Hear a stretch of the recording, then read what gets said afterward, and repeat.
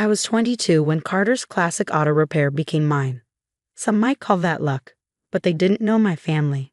My earliest memory of the shop is the tang of motor oil in the air, and Dad's steady voice teaching me how to change a tire at 8 years old. "Pay attention, Daniel," he'd say, his calloused hands guiding mine. "One day, this place will be yours." Mom hated that I spent time at the shop. "He should be studying, not playing mechanic," she'd snap, glaring at my grease-streaked clothes. Emmy, my younger sister, would smirk over her textbook, already the smart one at 6, but Dad would just wink at me. "Book smarts aren't everything, Sarah. Our boy's got mechanical genius in his blood." I didn't see it then, but those moments laid the groundwork for everything that followed. Mom's disapproval sharpened over the years. Amy's smirks hardened into contempt, and those cracks in our family widened until they split us apart. The shop was Dad's legacy, a rundown garage transformed into the town's most respected auto repair business. While my peers played video games, I learned to diagnose engines by sound and feel, skills Dad said couldn't be taught in any classroom. Mom didn't understand that world. As a polished real estate agent, she lived for pristine appearances and pushed me to fit into her mold of success. "You could be so much more if you'd stop wasting time in that filthy garage," she'd say. But Dad always had my back. "He's already more," he'd argue. "This shop's been in the family for generations, and Daniel's got what it takes to keep it alive." The tug-of-war escalated as I got older, culminating in my senior year of high school. One quiet evening, Dad and I were rebuilding the engine of a '67 Mustang. The smell of grease, the hum of the radio, the comfort of shared silence. It was our world. And then it shattered. Dad clutched his chest, his face twisted in pain. By the time the ambulance arrived, he was gone. A heart attack, the doctor said, sudden, massive, final. At the funeral, I stood between Mom and Amy, feeling like a stranger. Mom cried once we got home. But her tears weren't for Dad's loss. They were for the uncertainty ahead. "What will we do without the shop?" she sobbed. I stepped in, determined to honor Dad's dream, but Mom had other plans. "We should sell it," she declared. "The property's worth more than the business." "No," I said firmly. "Dad wanted me to take over. It stays in the family." Amy laughed. "Danny, you barely passed high school. How do you think you're going to run a business?" What they didn't know was that Dad had prepared me for this moment. From balancing the books to building customer trust, he taught me everything. When the will was read, the shop was left solely to me. Mom and Amy were livid. "He's going to ruin it," Mom spat. But Dad's faith in me was stronger than their doubts. The months that followed were brutal. Mom dropped by the shop unannounced, sowing seeds of doubt among the staff. Amy monitored my finances like a hawk, pointing out every dip in profits while ignoring industry-wide slumps. They even tried to sway longtime customers with their concerns about my leadership. But loyalty Dad had built over decades couldn't be shaken. Customers like Mr. Peterson and Mrs. Rodriguez believed in me because they'd seen Dad's faith in me firsthand. 6 months in, I made a bold move, hiring Mike, a seasoned mechanic. "We can't afford it," Amy protested, but I knew better. Mike's expertise let us tackle tougher jobs, and within 3 months, profits rose by 15%. Mom and Amy hated that success. One night, I found them in my office, rifling through my files. "What are you doing?" I demanded. "Protecting the family legacy," Mom said smoothly. The next day, I changed the locks. Looking back, those early months taught me an invaluable lesson.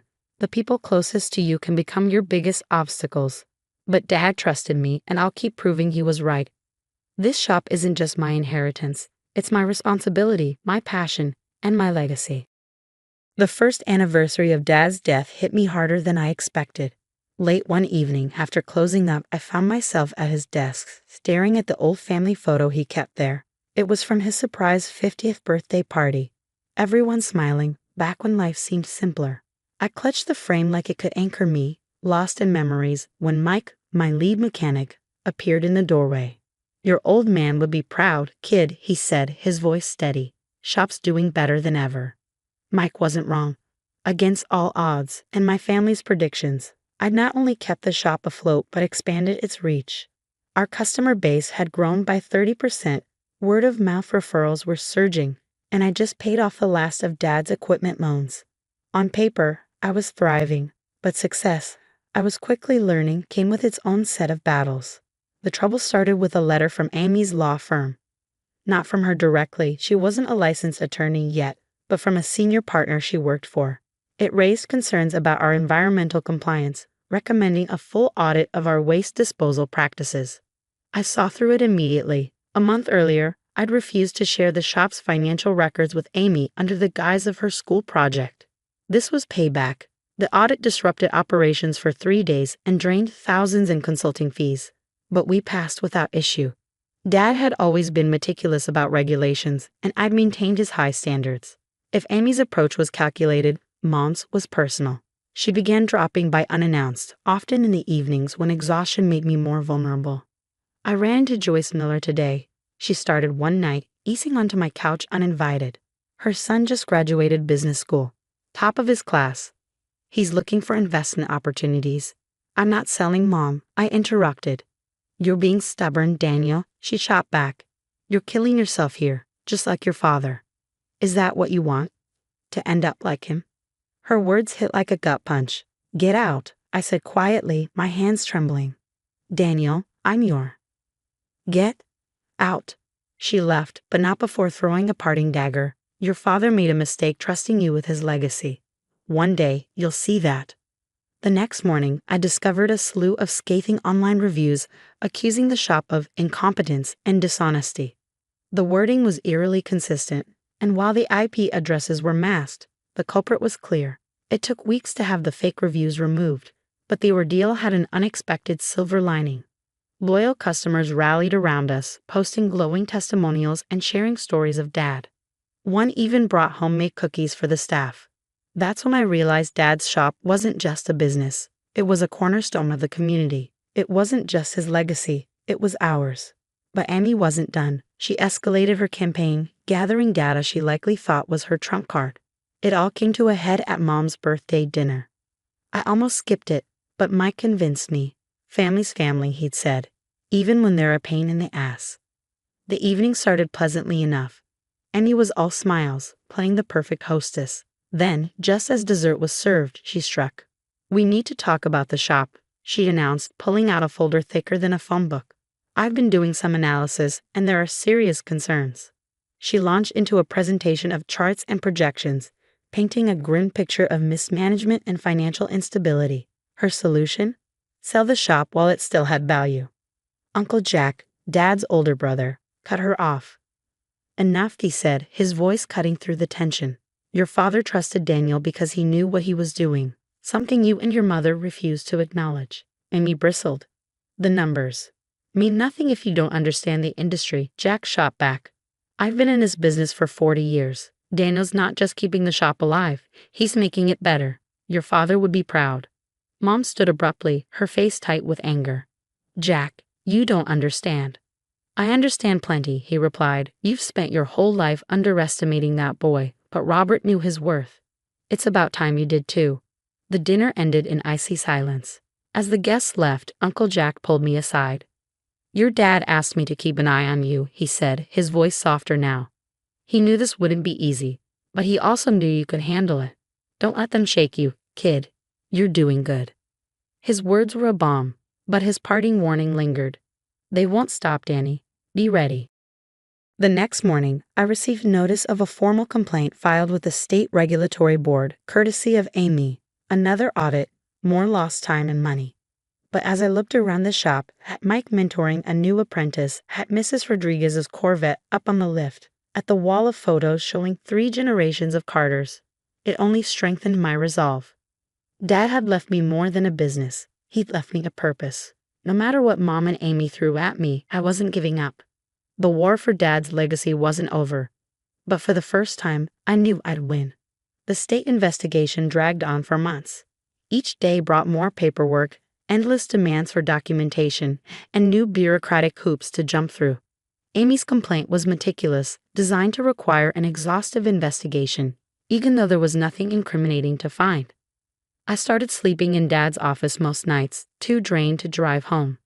Late one evening, while rummaging through a box of records, I found something unexpected in the bottom drawer, a weathered leather journal, worn smooth from years of use. It was Dad's.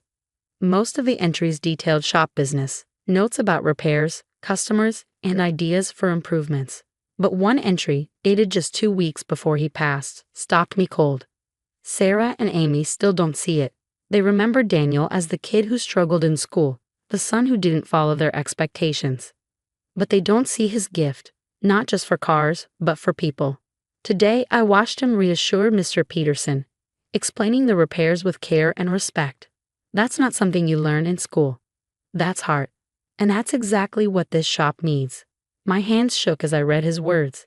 Even then, he'd understood the battle I face and had believed in me. The next morning, Mike arrived early, looking uneasy.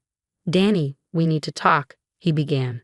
Apparently, Amy had approached him the night before with an offer, a lucrative job at a new shop she and Mom were planning to open across town. They already had investors and permits lined up. All they needed was a skilled mechanic to lend credibility, and Mike to bring our customer list. "She said they'd double my salary," Mike admitted, avoiding my gaze. My chest tightened. "And what did you say?" Mike finally met my eyes, his expression incredulous. "Are you kidding?" "I told her to shove it. Your dad gave me a chance when no one else would. I'm not turning my back on that, or on you." Relief washed over me, followed quickly by anger. Mom and Amy weren't just trying to compete, they were trying to dismantle everything Dad had built. I called Uncle Jack. "Not surprised," he said grimly after I explained. "Your mother's been making calls, drumming up interest with Dad's old associates. Time to put an end to this, Danny." The turning point came when Joyce Miller, a family acquaintance, showed up at the shop. She looked uneasy but resolute. "You need to see this," she said, pulling out her phone. The screen displayed a string of text messages from Mom, outlining their entire scheme. Mom had promised investors inflated profits, claiming she had insider knowledge of our operations. She'd assured them that once their shop opened, ours would collapse. "This isn't right," Joyce said firmly. "Your dad was a good man, and so are you. People deserve to know the truth." Armed with Joyce's evidence, along with documentation of other manipulations, Uncle Jack helped me draft a cease and desist letter. But before we could act, Amy called an emergency family meeting. Mom and Amy arrived in full force, dressed sharply, carrying a polished buyout offer. "We're giving you a chance, Daniel," Amy said, sliding the document across the table. "It's generous, more than the shop's worth. You can start over, maybe go back to school. It's what Dad would have wanted." The room went silent, everyone watching for my response. I took a deep breath, then pulled out my own folder. "Actually," I said, my voice steady, "I have something to share." Piece by piece, I laid out the evidence, the fake reviews, the attempted employee poaching, the exaggerated promises to investors, and Joyce's messages. Then I pulled out Dad's journal and turned to the final entry. "Dad knew what he wanted," I said, meeting Mom's gaze.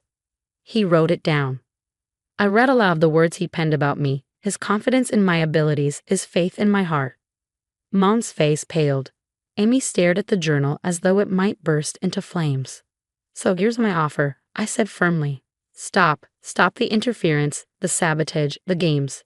If you do, we can try to rebuild this family. If not," I gestured to the evidence spread across the table, "your investors won't want any part of this." Uncle Jack spoke up, his voice firm. "Robert always said Daniel had a good head for business. Looks like he was right again." Silence stretched across the room until Mom finally stood. Her voice, softer than I'd ever heard, broke the tension. "You sound just like him," she said quietly. For the first time, there was no contempt in her eyes, only something that looked like pride. Amy remained seated, her carefully crafted buyout offer forgotten. "We thought we were protecting his legacy," she murmured, "but we were just trying to control it." It wasn't an apology, but it was a start. The investigation was dropped the following week, and the plans for their competing shop disappeared. Slowly, tentatively, we began to mend our fractured family. Mom now visits the shop occasionally, always bringing coffee instead of criticism. Amy focuses on her law career, but has taken on our legal contracts, this time ethically. The shop continues to thrive, expanding to a second location under Mike's leadership. The original shop still bears Dad's name, his picture watching over us from the wall. Next to it hangs a framed page from his journal, the entry where he believed in me. Every morning, I look at it and smile. Dad was right about so much. Some legacies aren't about money or success. They're about trust, heart, and the faith of a father in his son. And that's a legacy worth fighting for.